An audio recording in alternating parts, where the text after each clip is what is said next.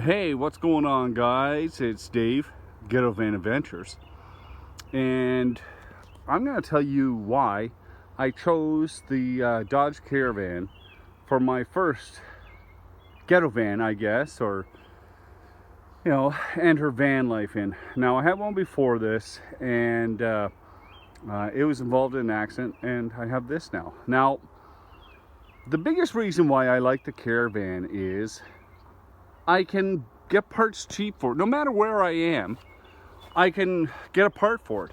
I can be the farthest place away and still there's no problem. Everybody can work on these. Like, they're not hard to work on. You don't need special tools and that. And I just find it comfortable. Now, a lot of people say it is small and everything else. Well, it can be a little small. At times, it can be. Okay? When you get in there, yeah, you're not going to stand up and that sort of stuff, but it's comfortable when you want it to be. Now up front, just standard everything. There's the layout. It's comfortable. Cloth seats. I upgraded my deck because I like my tunes. My air conditioning does work, and it does work very well. Now I have, I can display my mileage, everything else, and it is quite comfortable. It's got all the power gizmos and everything else. So, it's a regular mom van. That's what you're getting. You're getting a lot of comfort and a lot of room. Like, I'm 6 feet tall, and I'm stretched right out. I'm quite comfortable in this. So, there's the other reason why I bought it also. There you go. It's a futon. Yes, I put a futon in the back of my van. And those are drapes. So to do it cheap, I just ran some wire, you see, on the clips to clip. And I have a curtain, like curtains I can move. And I crashed out of my futon. I picked the futon up cheap at Walmart. And that's it. I have storage underneath the futon, and there's a fair amount of room. Now, I don't fold the futon right out. I let it sit upwards, like so. Now, let me show you it from the back. Now, there's a futon. Now, it's up against the front seat. I still have room left. Now, mind you, I'm doing a few things. I was just pulling a trailer. That's another thing I like about this. Just because it's my ghetto van and I can go out and stay for months in it, and I have, doesn't mean that I can't use it for other things. And this thing can pull a fair amount. See, just had the wire curtain when I want to sleep. There you go, beautiful. And there's your futon tucked in there. I have a little storage in there, and like I say, you can have storage underneath. But that was one of the things. And now this is a Grand Caravan. So the futon fit in here no problem, and it's very comfortable too. Now, over time, it has got a little saggy on some of them. Now, if you notice right there, I put a piece of plywood under it and it stiffened it up, but the cushion is still good. Like, I go 3 months at a time and I don't have any issue. Now, in the back, there's like space for the futon, so you can store stuff. But on the side, because of the angle of the futon, see how it kind of hits the side and then down? I can store my jack, tools, oil, coolant, whatever I want. I got a little sub in there. You can see that. And now, on the Caravan, I don't like where they put the friggin' spare tire. So, I racked it, put my spare tire up top, and I'm telling you that just a little while ago it saved it, because especially if you're in mud and you can't get your jack really to lift a lot, or you gotta be careful too, because if you open the driver's door while you're right in traffic. Now, I also added my big driving light and it's awesome. Like off-road stuff, it's awesome, and I go places that you wouldn't believe. And there's my brush bar, whatever you want to call it. Now, I took a deer on this side. Now, if you look, see how it's bent just a little bit on this one? Well, that's from a deer, and it protected it. So, you know, it's very comfortable. Very comfortable. And, yeah, don't get me wrong, after a little while, sometimes you run out of space. But I've learned, and I know this may sound weird, I've learned to appreciate less on my adventures. Okay, see the space in the back there? And like I say, it's a little dirty now because I'm moving. There's my trailer wires here that I'm moving stuff around. So, why a Dodge Caravan?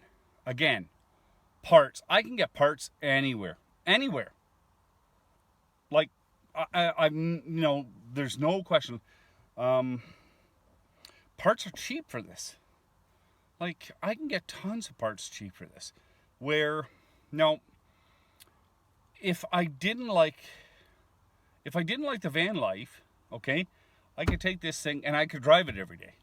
Like, its use is perfect, because I was afraid that, oh, geez, what if I don't like this? You know, it's a big commitment to lay out a lot of money. And I got this thing at a good price.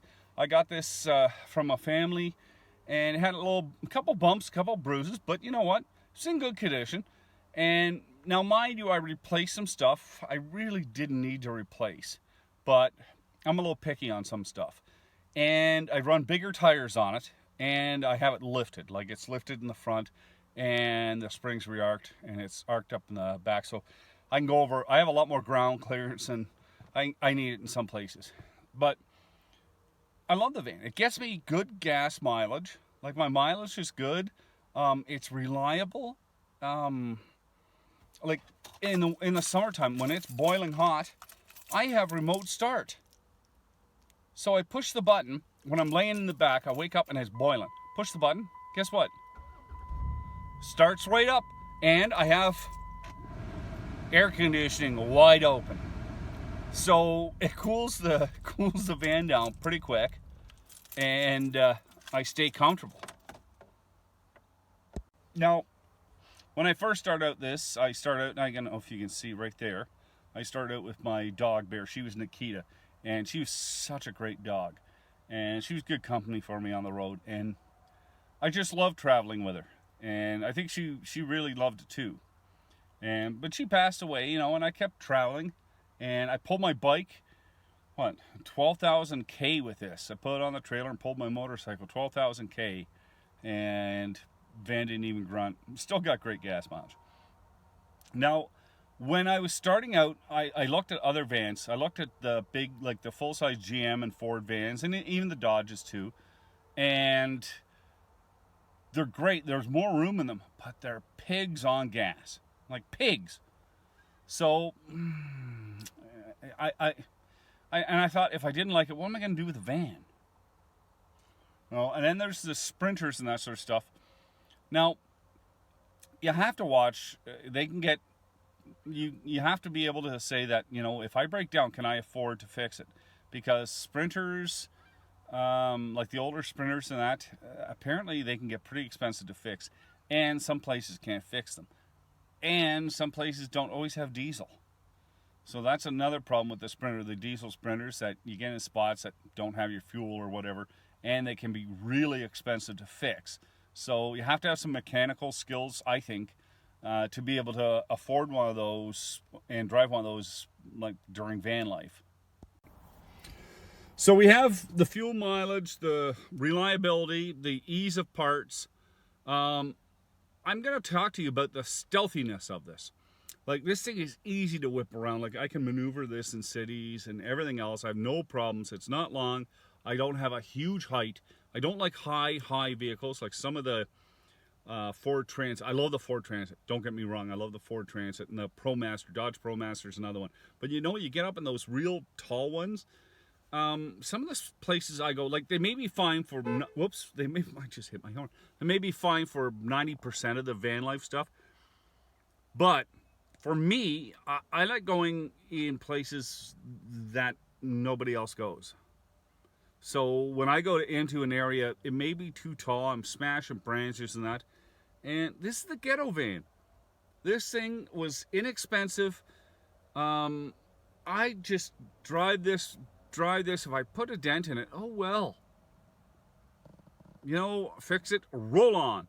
And I'm not crying. Like, I've gone to some of these shows, $150,000 for a travel van. Don't get me wrong, like it has everything. But it's $150,000. That's way too much. Like, I want to go out and enjoy myself, not worry about making payments and that sort of stuff. Like, come on. This gives me the opportunity to travel worry-free, cheaply, and enjoy myself. Okay, so, you know, if you're looking for a van, you know, like there's other minivans out there. I chose the Caravan because there's a billion of them out there. Parts are cheap. They're fairly reliable. Like this thing has been very reliable since I got, I put, you know, 200,000 K on it in no time.